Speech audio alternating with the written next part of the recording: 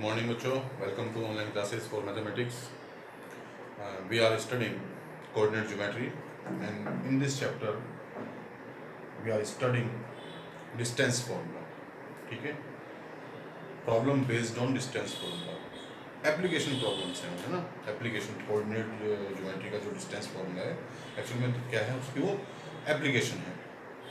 तो उसी के हम वो क्वेश्चंस कर रहे हैं. अब डिस्टेंस फॉर्मूला हम कर चुके हैं, उसे कैसे निकालते हैं डिस्टेंस को वो हम कर चुके हैं.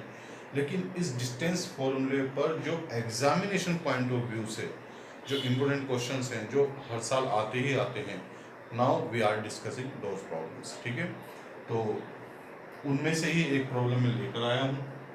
आपकी बुक का क्वेश्चन है, क्वेश्चन नंबर 6 है. आज दो क्वेश्चन मैं डिस्कस करूँगा. एक ये क्वेश्चन भी अक्सर देखा है, एग्जाम में आता है. एक दूसरा क्वेश्चन मैं करूँगा और बताऊंगा कि कैसे क्या करना है और कहाँ बच्चे गलती करते हैं, ये भी मैं आपसे बताऊंगा. और हम अपनी गलती को कैसे सुधारें, कैसे बचें, ये भी मैं आपको बताऊंगा. तो हम क्वेश्चन पढ़ लेते हैं, उससे हमें समझ में आ जाएगा.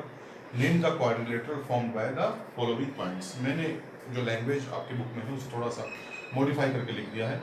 एक्चुअल में हमें 4 पॉइंट्स दिए हुए हैं, 4 पॉइंट्स के कोऑर्डिनेट्स दिए हुए हैं, और इन कोऑर्डिनेट्स की हेल्प से हमें ये पता करना है कि जिस क्वाड्रिलेटरल के हैं वो क्वाड्रिलेटरल कैसा होगा.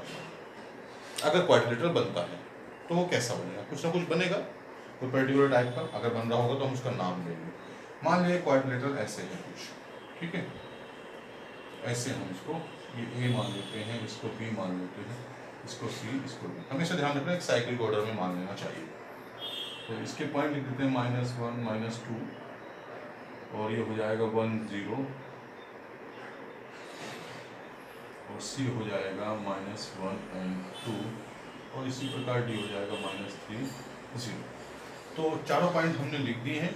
एक रफली हमने एक क्वाड्रिलेटरल बना दिया है. नाउ वी हैव टू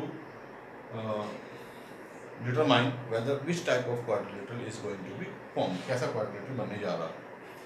तो क्वाड्रिलेटरल की हमने जो देखा है, जो प्रॉपर्टीज हैं, वो ज़्यादातर उनकी साइड्स की लेंथ के ऊपर डिपेंड करती है, उनके डायगोनल्स के ऊपर डिपेंड करती है. इस तरह की प्रॉपर्टीज़ हैं. उनके जो चारों एंगल हैं उन पर हमें दिमाग में मतलब रखना चाहिए, तभी तो हम बता पाएंगे. उस पर डिपेंड करती है. तो पहले सबसे पहले जो मेरा धर्म है, जो मेरे दिमाग में स्ट्राइक करता है, क्योंकि ये डिस्टेंस फॉर्मूला हम यहाँ पर पढ़ रहे हैं, तो हम क्या करें, इन चारों जो साइड हैं उनकी क्या निकालें, लेंथ निकालें. तब हम आगे बताएंगे. ठीक है, क्यों निकालेंगे उसको मैं बताऊँगा, है ना. तो चलिए हम शुरू करते हैं. पहले हम निकालते हैं ए बी. तो हमारा आ जाएगा ए बी. ये मैंने यहाँ पे भी लिख रखा है, वहाँ पर भी आप देख सकते हैं. मैं डायरेक्ट इसे करूँगा. ठीक है, थोड़ा सा हमारी कैलकुलेशन तेज होनी चाहिए. -1 और ये 1 है, तो ये हो जाएगा -2 का होल स्क्वायर प्लस -2 0, यानी कि -2 का ही होल स्क्वायर. तो ये बन जाएगा बच्चों 4 + 4, दैट इज 2√2. ऐसे ही हम बी सी निकालेंगे. बी सी हम निकालते हैं, ये बी सी हमारा. तो ये आ जाएगा √1 - 1 के 2 का स्क्वायर आ जाएगा, प्लस ये -2 का स्क्वायर आ जाएगा. तो यहाँ पर भी ये 4 + 4, दैट इज 2√2 बनता है. फिर हम निकालते हैं सी डी. सी डी भी आप देखेंगे -3, सी डी -3 -1, यानी कि +1 हो जाएगा. -3 + 1 इजिकल हो जाएगा -2. उसका स्क्वायर करेंगे तो 4 आएगा, प्लस फिर 2 - 0, 2 का स्क्वायर हो जाएगा. 2 का स्क्वायर करेंगे तो भी 4 आएगा. 2 मैंने करके दिखा दी, डायरेक्ट कर रहा हूँ. तो ये भी 8 हो जाएगा, और 8 का होता है 2√2. ऐसे सी डी के बाद आता है डी ए या ए डी. उस ए डी को भी हम निकालते हैं. ये ए रहा, ये डी रहा. -1 -3, यानी कि +3 हो जाएगा. -1 + 3 हो जाएगा 2 स्क्वायर, प्लस -2 और -0, यानी कि -2 का square, that is also 2 square. ये भी 4 + 4, तो 2√2 आएगा. नाउ यू कैन सी, बहुत आसान क्वेश्चन है, लेकिन प्रॉपर्टीज मैंने बताया, प्रॉपर्टीज का सारा खेल है. इस क्वेश्चन आसान ही होगा, लेकिन इस क्वेश्चन के जरिए एक्चुअली में एग्जामिनर हमसे, जो पेपर सेटर है, वो हमसे ये भी चाहता है कि हम प्रॉपर्टीज भी समझें क्वाड्रिलेटरल की. मैंने बताया पर कोऑर्डिनेट ज्योमेट्री रहे हैं, लेकिन यूज किसका हो गया है, क्वाड्रिलेटरल का हो गया. तो इस तरह से मल्टीपल कॉन्सेप्ट वाले क्वेश्चन, जिन्हें हम केस स्टडी टाइप क्वेश्चन बोलते हैं, ऐसे क्वेश्चंस जरूर आते हैं। ठीक है, तो इन क्वेश्चंस को बहुत ध्यान से और जरूर करना चाहिए हमें। अब यहाँ पर देखिए, चारों साइड की बात अगर करें तो 2√2 2√2 2√2 2√2 आ गया। इसका मतलब ये चारों साइड बराबर है। तो हम क्या कहें इसे, क्या होगा ये, when four sides are equal क्या बन सकता है, स्क्वायर बनेगा, क्या बनेगा, स्क्वायर बन सकता है। स्क्वायर कह सकते हैं इसको, या कम से कम क्या कह सकते हैं, कम से कम हम इसको कह सकते हैं कि ये रोमबस होगा। AB is equal to BC is equal to CD is equal to DA। लेकिन बच्चे रोमबस ना कहकर इसको क्या कह देते हैं कि ये स्क्वायर है। लेकिन सिर्फ चारों साइड इक्वल हो जाने से, जो यहाँ पर गलती बता रहा हूँ मैं, गलती क्या करते हैं बच्चे, गलती ये करते हैं कि चारों साइड बराबर आ गई हैं तो वो स्क्वायर बोल देते हैं। Can we determine, can we surely say that it is a square, but surely we can say that it is a rhombus. Rhombus तो है ये, लेकिन स्क्वायर कह सकते हैं कि हम नहीं कह सकते। कारण बताऊंगा। अपोजिट साइड बराबर आ जाती है तो बच्चे कह देते हैं इट्स अ रेक्टेंगल। क्या अपोजिट साइड इक्वल होने से हम रेक्टेंगल कह सकते हैं? क्या कोई क्वाड्रेटिक जिसमें अपोजिट साइड इक्वल हो तो रेक्टेंगल हो सकता है? No, it can be surely a parallelogram. Opposite sides are equal then it is sure that it's a parallelogram. लेकिन it can not be, it is not necessarily a rectangle. Rectangle या square होने के लिए क्या होना चाहिए? चारों angle 90 degree के होने चाहिए। लेकिन चारों एंगल 90 डिग्री के दिखाने के लिए बच्चे चले जाते हैं कि हम दिखाते हैं, लेकिन वो मुश्किल हो जाता है। बहुत सारी प्रॉपर्टीज में हमने एक प्रॉपर्टी और देखी थी रेक्टेंगल और स्क्वायर में, जो उन्हें पैरेललोग्राम या रोम्बस से अलग करती है, वो ये उनके डायगोनल्स। तो बच्चों, अगर उनके डायगोनल्स बराबर हो जाते हैं, चाहे हमें रेक्टेंगल दिखाना हो चाहे हमें स्क्वायर दिखाना हो, अगर उनके डायगोनल भी हम बराबर दिखा देते हैं तो वो स्क्वायर या रेक्टेंगल हो जाएगा। इतनी बात से रोम्बस तो हो गया, लेकिन स्क्वायर नहीं होगा जब तक कि इसके डायगोनल बराबर ना हो। या तो आप चारों एंगल 90 डिग्री के दिखाएं या फिर इसके डायगोनल इक्वल दिखाएं। मैं कह रहा हूँ कि 90 डिग्री के दिखाना थोड़ा मुश्किल काम पड़ेगा, क्योंकि डिस्टेंस फॉर्मूले की बात कर रहे हैं, बहुत सारी डिस्टेंसेज निकालनी पड़ेगी, पाइथागोरस लगाना पड़ेगा, मतलब it will be hard task, it will be hard to show. लेकिन अगर हम सिंपली, चूंकि हमें we have to use distance formula, हम सिंपली डिस्टेंस निकाल लेते हैं सिर्फ डायगोनल की, यानी कि मुझे सिर्फ AC निकालना है, AC ये रहा AC। तो -1 और ये माइनस माइनस कितना हो जाएगा? -1 और फिर -1 यानी कि +1, -1 +1 0 हो जाएगा, यानी कि 0 आता है पहला। दूसरा -2 और -2 यानी कि माइनस का हो जाएगा 4 का स्क्वायर यानी कि 16, दैट इज 4। अब ऐसे निकालो BD, डायगोनल चेक कर रहे हैं। BD 1 -3 यानी कि 4 का स्क्वायर 16 प्लस 0 0 यानी कि 0 आ जाएगा, यानी कि ये भी 4 आ जाता है, क्योंकि 4 का स्क्वायर 16 आएगा, 4 आ जाएगा। तो आप देख सकते हैं कि AC इज इक्वल टू क्या आ गया है? BD आ गया है, और चारों साइड बराबर भी हैं। तो इतना सिर्फ अगर दिखा दें और चारों साइड बराबर ना हो, वो डायगोनल्स बराबर ना हो, और यहाँ तक बात आ जाए, तो हम श्योरली कह सकते हैं इट इज अ रोम्बस।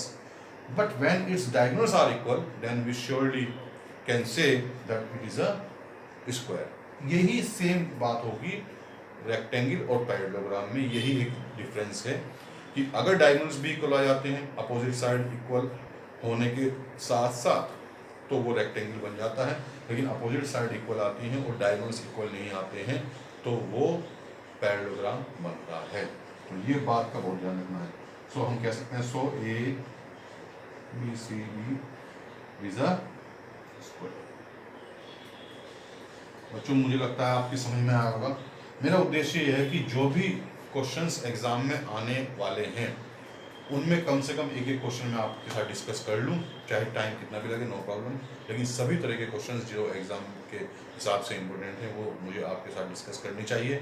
उसके बाद उन्हें और अच्छे से करने के लिए आपको प्रैक्टिस करनी पड़ेगी।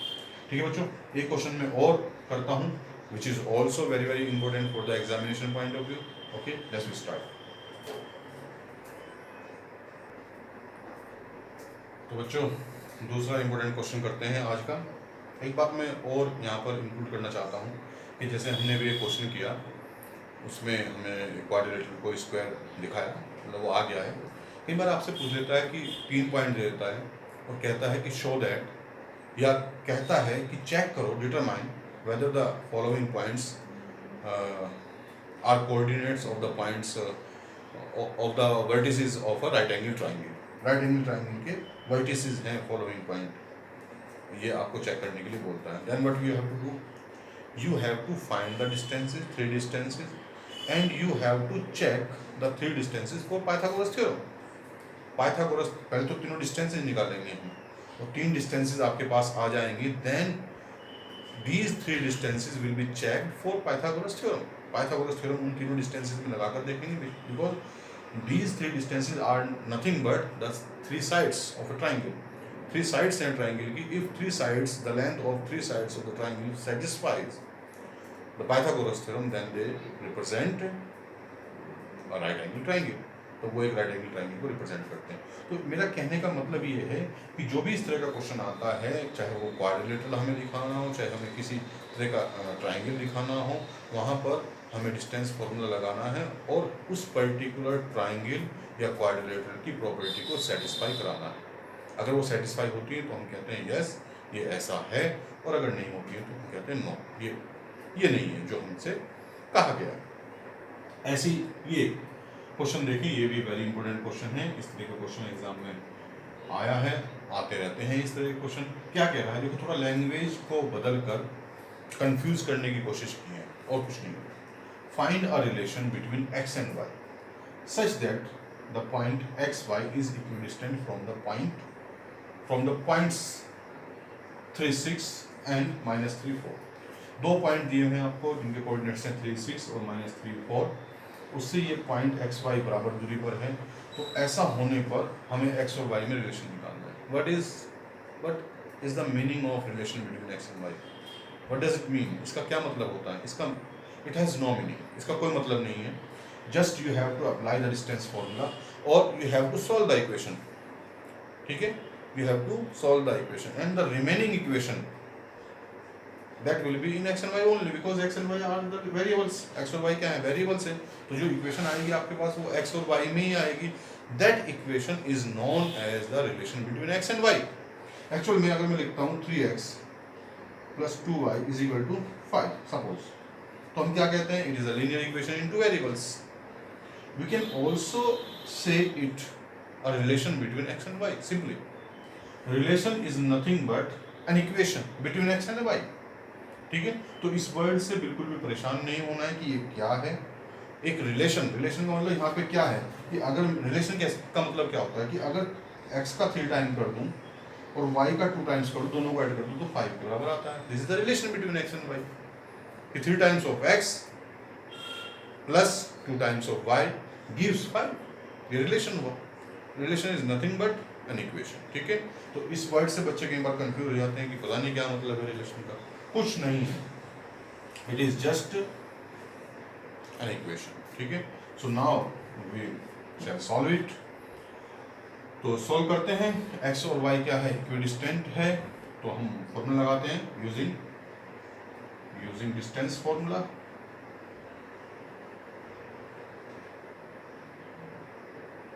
ठीक है, तो x -3 का होल स्क्वायर प्लस y -6 का whole square square root is equal to, ये इसके बीच की डिस्टेंस ले ली मैंने। अब इसकी और इसके बीच की लेते हैं, तो x + 3 का होल स्क्वायर प्लस y -4 का whole square.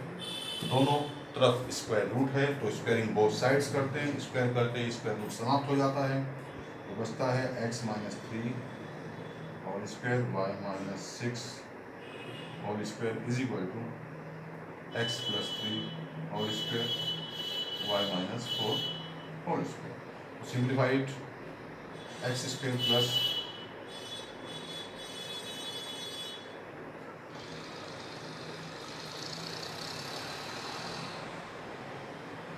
x square plus 9 plus 6x plus y square plus 4 -8। ठीक है, अब आपको सिर्फ इसको सिंप्लीफाई करना है। एक्स स्क्वायर से आप देख सकते हैं एक्स स्क्वायर कैंसिल हो गया है, वाई स्क्वायर से वाई स्क्वायर कैंसिल हो गया है। तो पूरी इक्वेशन को उठाकर एक साइड लाओ तो हमारी आगे का सॉल्यूशन हो जाएगा। तो मैं इससे उठाकर इधर ला रहा हूँ या कहीं पे भी लिया, उधर इससे उधर लिया इधर, तो ये आ जाएगा 9 और इधर से भी आएगा, ये 9 से 9 भी कैंसिल हो रहा है, ठीक है। और क्या कैंसिल हो सकता है, इसे रहने देते हैं इसको। तो -6, पहले 6 वाले को इकट्ठा करेंगे, -6, यहाँ पे -6 हो जाएगा क्योंकि इधर आकर ये साइन चेंज करेगा। फिर हमारे पास क्या बचता है, ये 36 ये हो गया है हमारा। अब 36 बचा हमारे पास, तो 36 के साथ साथ क्या आएगा, -16 आएगा। फिर ये भी हो गया है। अब -12y को ये रखेंगे, वैसे लाएंगे, प्लस का 8y हो जाएगा इज इक्वल टू 0, ठीक है बच्चों। तो -6 कितना हो जाएगा, -12x। 36 में से 16 जाएगा, बचेगा 20, -12 और 8 माइनस का 4y और is equal to 0। So you can see that it becomes, आप इसमें से 4 कॉमन ले सकते हैं, तो -4 ही कॉमन ले लिया हमने, तो 4 3 जा x और ये माइनस का आ जाएगा क्योंकि माइनस का कॉमन लिया है, ये प्लस का है तो माइनस का हो जाएगा 5 जा और ये plus y is equal to 0। ये 4 उधर जाके 0 हो जाएगा, तो 3x plus y minus 5 is equal to 0। So आप देख सकते हैं बच्चों, ये हमारा क्या बन जाएगा, रिलेशन हो गया x और y में। एक्चुअल में इट इज़ एन इक्वेशन, ये इक्वेशन है x और y में, लेकिन इसे हम क्या कहेंगे, रिलेशन कहेंगे। ये हमारा, ठीक है बच्चों। तो आज हमने क्या किया, आज हमने 2 बहुत इंपॉर्टेंट क्वेश्चन किए, एग्जामिनेशन पॉइंट ऑफ व्यू में आने वाले क्वेश्चंस हैं आने के हिसाब से, ठीक है। तो इसी तरह के क्वेश्चंस आप लोगों को भी ट्राई करने हैं, बहुत सारे क्वेश्चंस हैं, मैं भी आप लोगों को क्वेश्चंस इस तरह के दूंगा, आप उन्हें कोशिश करेंगे, ट्राई करेंगे, ताकि इस तरह के क्वेश्चंस की हमारी प्रैक्टिस हो जाए। बच्चों सारा प्रैक्टिस का खेल है, जितनी ज़्यादा अच्छी प्रैक्टिस करोगे एग्ज़ाम में उतनी ज़्यादा हेल्प मिलेगी। मैथ्स का एक ही फॉर्मूला है, हर समस्या का एक ही समाधान है, that is practice practice practice, ठीक है। जितनी ज़्यादा आप प्रैक्टिस करते हैं उतना ज़्यादा अच्छा आपका कमांड होता चला जाता है। तो बच्चों आज हम यहीं पे रोकते हैं, आज के लिए यहीं पे हम अपने आप को वाइंड अप करते हैं। तो that's all for today, thanks for watching, have a nice day, thank you, bye bye.